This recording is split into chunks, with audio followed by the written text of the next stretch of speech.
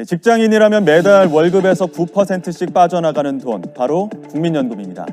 젊었을 때 납부를 하면 은퇴 후에 연금을 받을 수 있는 구조인데요. 하지만 현재 국민연금 제도라면 2055년 재원이 고갈되고 1990년생부터는 국민연금을 한 푼도 받지 못할 것이라는 연구 결과가 나왔습니다. 국민연금이 고갈돼서 우리 90년대생부터는 이렇게 나중에 한 푼도 못 받게 될 수도 있는 착금의 상황에 개인연금은 이제 선택이 아닌 필수라는 건 두말하면 입 아프겠죠. 연금 같은 초장기 투자는 시간이라는 종목이 돈을 벌어주기 때문에 우리 사회초년생분들도 필수적으로 해야 하는 재테크 앤 세테크라고 제가 누누이 말씀드렸습니다. 세테크, 즉 절세 필수템. 작년에 이거 안 하셔가지고 올해 13월에 월급이 아닌 13월에 환급 뱉어내는 분들 많으시죠? 우리 국민들은 과연 개인연금을 어떻게 관리하고 있을까 궁금해서 금감원 보도자료를 찾아봤어요. 요 연금저축 현황 분석 최신 자료를 보면 총 금액은 얼마고 연간 납입액은 어느 정도 되고 계약 건수, 해지 건수 등등 나오는데 여기 수익률 현황을 보면은 펀드가 수익률이 제일 높아요. 생명보험, 손해보험, 신탁, 즉 보험사나 은행은 수익률이 1%대입니다. 1%대. 근데 보시다시피 증권사 펀드는 17%가 넘었어요. 아마 21년도 자료는 더 높을 거예요. 20% 넘을걸요. 이게 10년, 20년 누적이 되면 얼마나 큰 차이가 나겠습니까? 이래도 그놈의 원금 보장의 함정에 빠져서 은행이나 보험사에서 하실 분들은 하세요. 안 말립니다.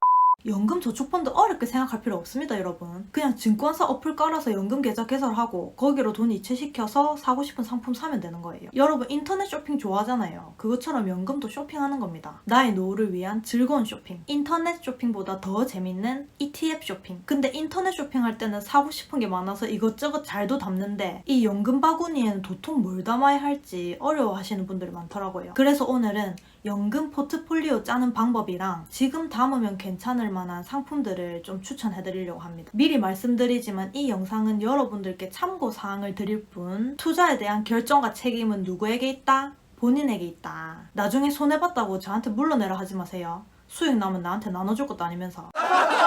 자, 먼저 포트폴리오. 포트폴리오는 뭐냐면 자산 배분이에요. 우리가 지갑에 카드도 담고 지폐도 담고 동전도 담고 상품권도 담잖아요. 그러니까 돈을 담는데 여러 가지 종류의 돈을 담잖아요. 그것처럼 자산을 여러 종류로 나눠서 관리한다. 우리가 담을 수 있는 자산 종류는 크게 주식, 채권, 기타, 현금 이렇게 4가지가 있습니다. 그래서 간단해요. 결국은 내가 얘네들의 비율을 몇 프로씩 가져갈 거냐 그걸 정하면 되는 거거든요. 특징을 말씀드리면 주식이나 기타 원자재 리츠는 변동성이 커요. 즉 상승장에선 수익률이 높은 대신 그만큼 하락장에선 손실률이 높아요. 그래서 위험자산으로 분류되고 반대로 채권이나 현금성 자산은 변동성이 작죠. 채권도 변동성이 큰 것도 있긴 한데 어쨌든 비교적 안전자산으로 봅니다. 그래서 이 비율을 본인 투자 취향에 맞게 배분을 해보시는 거예요. 근데 이 안에서 또 갈라지는 게 주식이 국내 주식이 있고 해외 주식이 있고 채권도 국내 채권, 해외 채권 기타는 원자재나 리츠가 있는데 원자재는 금, 은, 구리, 니켈, 원유, 농산물 등이 있고 리츠도 국내 부동산, 해외 부동산.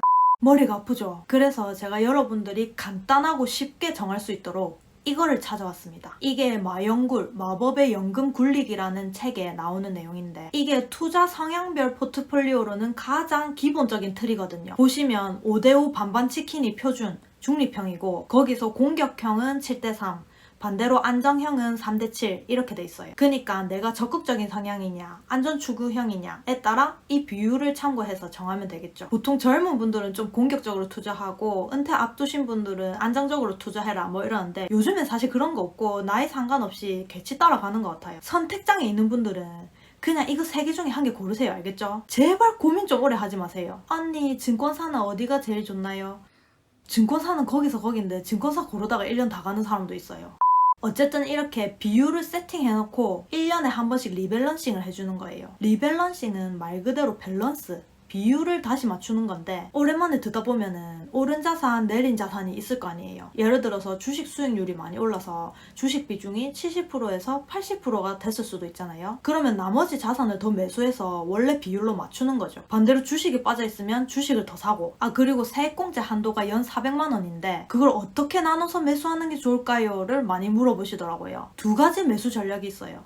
첫 번째는 400만 원을 한 번에 매수하는 방법. 두 번째는 나누기 12 해서 매달 34만 원씩 매수하는 방법. 원래는 2번처럼 분할 매수하는 게 좋아요. 변동성이 작아지니까. 근데 저는 신경 쓰는 게 싫어서 1번처럼 했었거든요. 근데 이번에 공부하다 보니까 또 좋은 방법이 있더라고요. 바로 월 30만 원씩 매수하는 거예요. 월 30씩 하면 1년에 총 360만 원이거든요. 그럼 40만 원이 남는데 이걸 현금으로 들고 있다가 하락장에 합쳐서 매수하는 겁니다. 즉 물타기용으로 들고 있다가 하락장에 조금씩 엎어서 물타기 하는 거죠. 그리고 만약에 10% 넘게 하락했다. 그러면 이번 달에는 다음 달 것까지 60만 원 매수를 하는 거예요. 15% 가까이 하락했다 하면 반년치 매수를 하는 거죠. 그리고 만약에 혹시라도 막 30% 넘게 완전 폭락했다. 그러면 그만 남은 1년치 다 사세요. 요즘 미국장이 아름다운 하얀 곡선을 그리고 있잖아요. 그래서 저는 조심스럽게 분할 물타기를 하고 있습니다.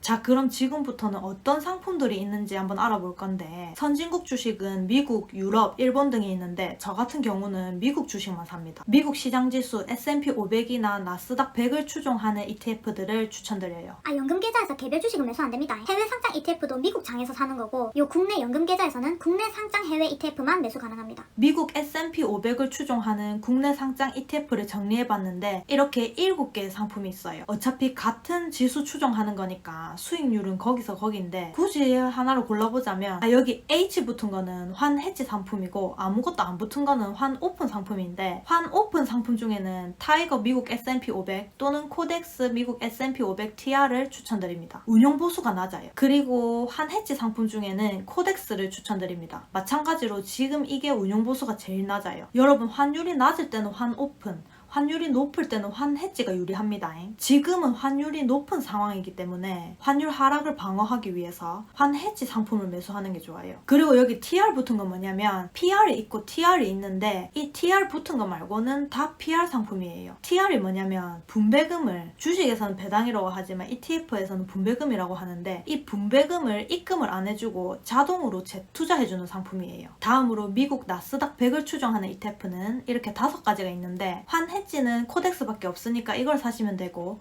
환 오픈 중에는 타이거 미국 나스닥 100을 추천드립니다. 타이거가 대체적으로 운용 규모가 커서 더 안정적이라고 보는 거예요. 근데 단가가 비싸니까 잔고가 소액일 때는 다른 거 사셔도 됩니다. 어차피 다 비슷해요. 두 번째, 신흥국 주식은 중국, 베트남, 남미 등이 있는데 저는 이머징 마켓에 투자할 바에는 미국 주식 산다 주의라서 신흥국 주식은 아예 안 담았었는데 이게 또 자산 배분은 최대한 분산 투자하는 게 좋다 하더라고요. 그래서 요즘 중국 관련 상품을 눈여겨보고 있는데 차이나 항생테크 이게 괜찮은 것 같아요. 왜냐면 지금 많이 내렸어요. 항생테크, 이건 지수 이름입니다. 이게 중국의 나스닥 100인데 고점 찍고 쭉 내려서 조금 반등 할랑 말랑 하는 상태예요. 이거 상장된 지는 1년 조금 넘었는데 작년에 들어가신 분들은 손해 많이 봤거든요. 근데 지금은 주워놓는 거 나쁘지 않은 것 같다.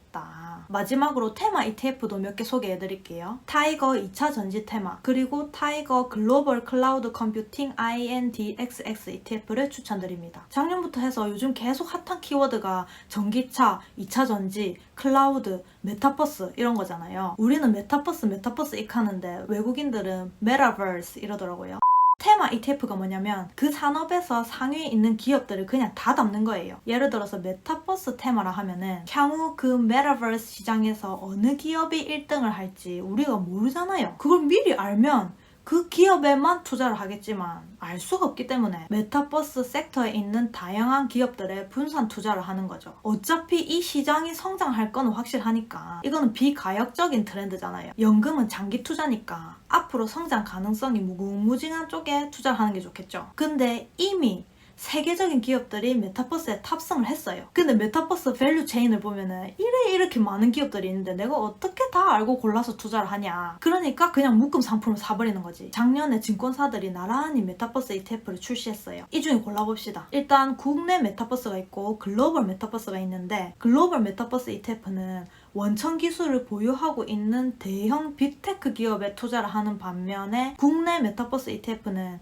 게임이나 콘텐츠 등 그 메타버스 기술이 구현이 됐을 때 수혜를 받는 종목에 초점이 맞춰져 있어서 아무래도 변동성이 더 클 거예요. 장기 투자에서는 변동성이 작은 게 더 유리하기 때문에 저는 글로벌 메타버스 ETF를 더 추천드립니다. 글로벌 메타버스 ETF는 4개 증권사에서 한 달 전에 상장을 했는데 지금 전부 다 마이너스 수익률을 보이고 있거든요. 최근 연준 파월 삼촌이 긴축 시계를 빨리 돌리는 바람에 유동성이 많이 빠져나갔어요. 근데 메타버스는 장기 유망 테마니까 이렇게 조정이 왔을 때 매수 기회를 잡는 것도 좋을 것 같아요. 지금 보면 다 한 주에 8, 9천 원 정도 하는데 출시 이후에 10% 넘게씩 빠져있는 상태예요. 타이거 글로벌 메타버스 액티브, 코덱스 미국 메타버스 나스닥 액티브, 내비게이터 글로벌 메타버스 테크 액티브, KB스타 글로벌 메타버스 모게이트. 이 4개 중에 고르면 되는데 하나는 패시브고 나머지 3개는 액티브예요. 패시브 액티브가 뭐냐면 패시브 펀드는 추종 지수를 그대로 따라가기만 하는 거고 액티브 펀드는 지수를 추정하되 그거보다 더 높은 수익률을 내기 위해서 운용사에서 종목 구성을 좀 조절한다든지 매니저의 어떤 재량이 더 들어가는 거예요. KRX 한국거래소에서 배포한 자료를 보면 요거 신규 상장한다. 이 4개 운용사에서 추종 지수는 다 다르다. 새로운 투자 트렌드로 각광받는 메타버스 산업 관련 글로벌 기업에 투자하는 테마형 ETF다. 한 종목은 패시브고 세 종목은 액티브인데 KB스타 요게 패시브다. 파운트에서 AI로 예측하는 글로벌 메타버스 인덱스를 그대로 따라간다. 그리고 다음 3개는 액티브인데 매니저의 재량으로 지수 대비 초과 수익을 추구한다. 저는 이 중에 일단 메타버스는 워낙 빠르게 변하는 산업이다 보니까 종목 비율을 좀 적극적으로 조정하는 액티브 펀드가 나을 것 같다는 생각이 들고요. 그래서 나머지 3개 중에 한투의 내비게이터 글로벌 메타버스 테크 액티브가 제일 나은 것 같아요. 왜냐면 가장 많은 종목을 담고 있거든요. 이거는 ETF 치곤 운용 보수가 너무 높아. 그리고 특정 몇 개의 상위 종목들의 비중이 커서 변동폭이 좀 높게 나타날 것 같더라고요. 대신 오를 땐 많이 오르겠지만. 그리고 이거는 미국 기업만 담겨 있는데 나 이미 미국 시장에는 투자를 하고 있기 때문에 중복이고 저는 말 그대로 글로벌, 미국뿐만 아니라 전 세계 메타버스에 골고루 투자해보고 싶기 때문에 이게 우리나라 삼성전자, 네덜란드 ASML 등도 들어가거든요. 그래서 이걸로 픽했습니다. 여러분들 개취 따라 선택하시면 되겠습니다. 무슨 소리냐, 나는 잘 나가는 상위 기업에 다소 공격적인 투자를 하겠다 하면 이거나 이거, 아니면 ETF란 자고로 지수 추정이지 하시면 요거. 근데 이 메타버스 ETF 4종은 아직 출시된 지가 너무 얼마 안 됐기 때문에 지금 판단하긴 이른 것 같고 조금 1년 정도는 지켜봐야 할 것 같아요.